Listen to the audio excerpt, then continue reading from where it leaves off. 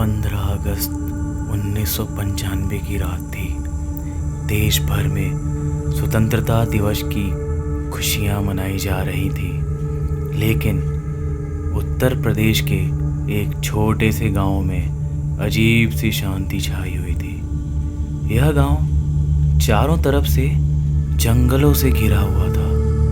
उस रात गांव के बुजुर्ग लोगों ने अपने परिवारों को घर में रहने की हिदायत दी, क्योंकि यह रात कुछ खास थी। रात के करीब 11 बजे गांव का एक नवयुवक रमेश, जो शहर में पढ़ाई कर रहा था, छुट्टियों में अपने गांव आया हुआ था। वह अपने दोस्तों के साथ जंगल की तरफ जाने का प्लान बना रहा था। दोस्तों ने उसे बताया कि 15 अगस्त की रात को उस जंगल में कुछ अजीब घटनाएं होती थी, कुछ अजीब घटनाएं होती हैं।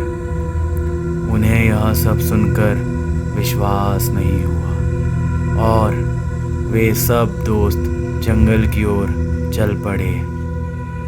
जंगल में घुसते ही उन्होंने देखा कि आसमान में काले बादल छा गए हैं और बिजली कड़क रही है। कुछ ही दूर चलने के बाद अचानक उनके सामने एक पूरी तरह झुलसी हुई महिला प्रकट हुई। उसकी आंखों में एक अजीब सी चमक थी और उसका शरीर पूरा खून से लथपथ था।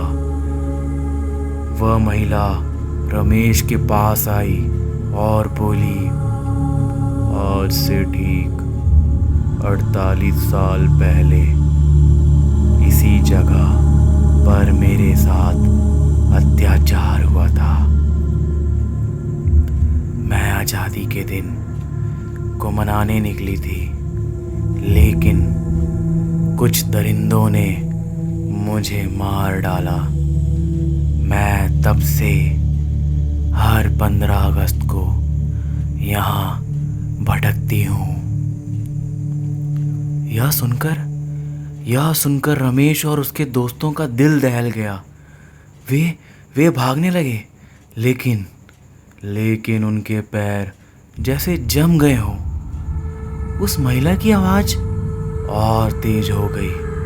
उसने कहा, जो भी जंगल में आएगा उसे मेरी मौत की सच्चाई जाननी होगी। इतने में ही बिजली गिरी और सब कुछ अंधकार में डूब गया। जब बिजली फिर से चमकी तो उस महिला का शरीर जलते हुए दिखा।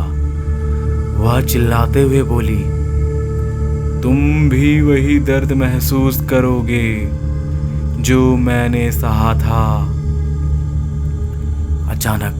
अचानक से सब दोस्त बेहोश हो गए। अगली सुबह गांव वालों को जंगल के किनारे बेहोश अवस्था में मिले सारे दोस्त, लेकिन रमेश का कोई पता नहीं चला।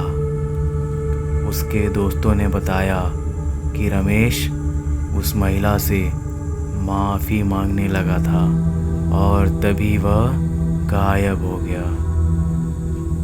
कहते हैं उस रात के बाद से उस जंगल में कोई भी नहीं जाता।